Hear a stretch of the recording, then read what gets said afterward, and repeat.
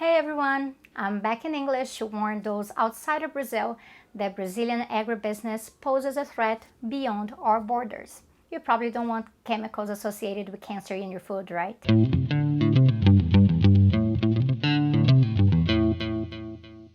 So, Brazil exports a lot of food-related commodities. We're talking mainly about soy, corn, beans, rice, barley, wheat, and bovine meat. The estimates say that Brazil alone is responsible for the worldwide production of 10% of these food goods. In fact, soy is the main commodity exported by Brazilian agribusiness, and that makes Brazil the largest exporter of soy in the planet. This soy goes towards biofuel production and feeding animals in the chain of industrial animal exploitation.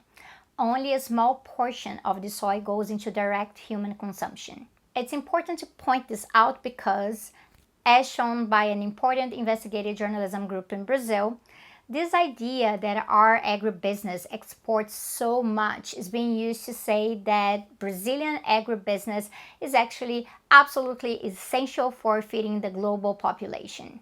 Yes, Brazilian agribusiness exports a lot of crops, but to say the world can't be properly fed without it is wrong on many counts. First, the numbers don't add up since the crops don't go all towards food, and others are indirectly consumed because of livestock. So there's all that loss in efficiency that comes from that. Second, Brazilian agribusiness doesn't even feed all Brazilians. In 2021, my colleagues at the Food for Justice Research Group at the Latin American Institute at Freie Universität Berlin released findings about food insecurity during the pandemic in Brazil.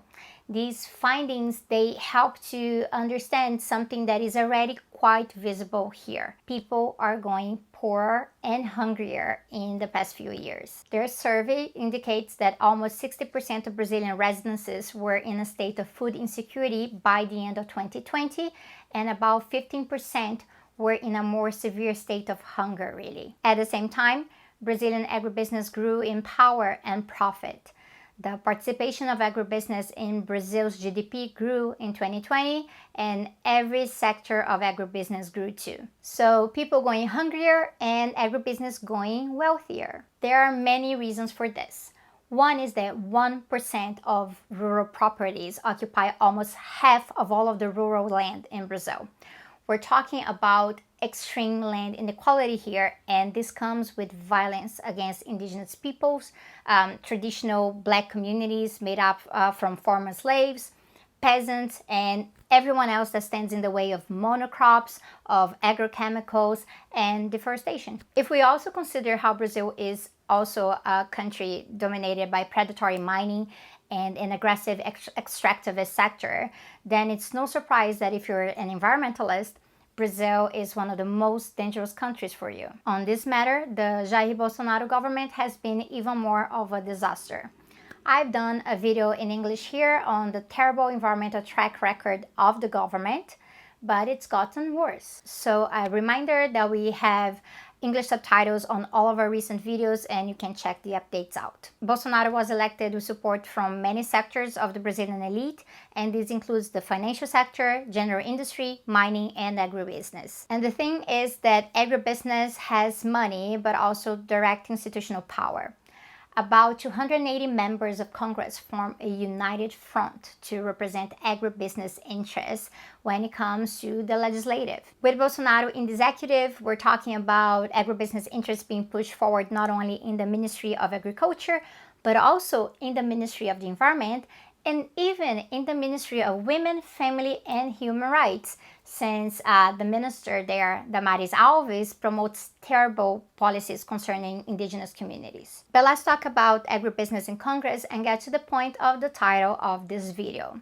Since 2019, the number of new and modified pesticides approved for use in Brazil has reached historical records. In 2021 alone, the government approved the registration of 550 new pesticides. We've gotten to the point that two agencies of investigative journalism created a bot for Twitter to monitor whether the Bolsonaro government approved a new pesticide on a particular day. On February 12th, Robotox listed that 3,655 agrotoxicus were being commercialized in Brazil. Agrotoxicus is how we usually refer to pesticides, but this is something agribusiness also wants to change, since toxic sounds too strong even for substances that, let's say, are directly associated with cancer. The Chamber of Deputies approved something we have called the poison package,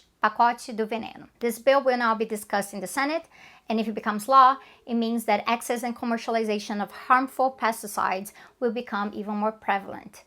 We're already talking here about a context where Brazil is the second biggest buyer of pesticides that are produced in Europe, but guess what?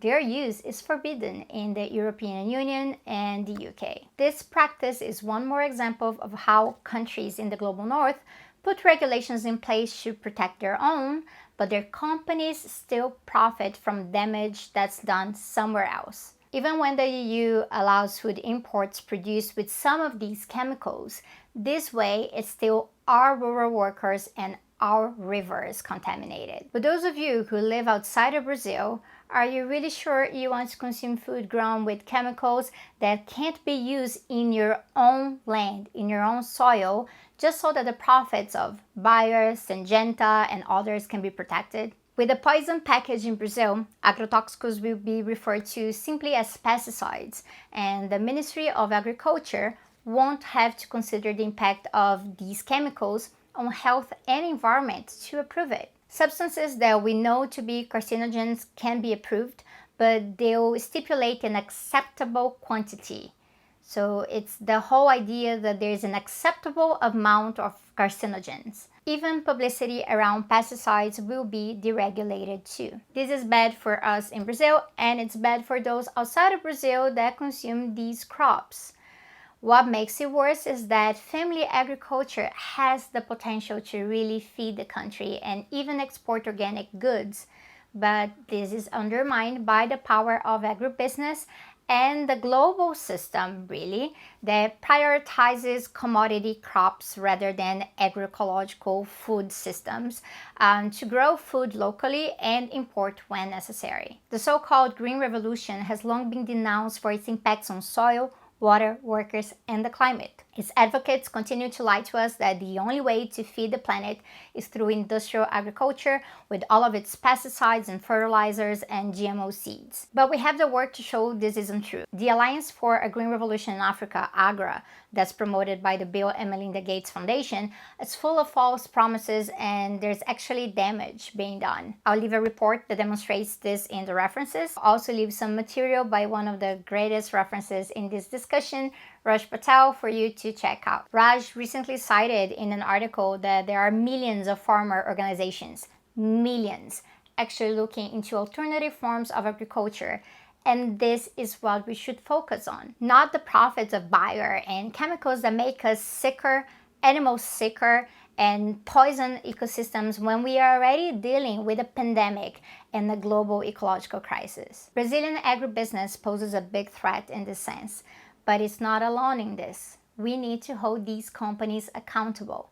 We need to denounce their lobbying systems, and we need agrarian reform and to secure indigenous rights to their territory in the global south and in the global north. And we need to put our energy towards the alternatives so we can actually put food sovereignty ahead of profit. This was one of the English videos here at Thesis 11 or Thesis 11. You can check out the other videos in our playlist, and thanks for watching.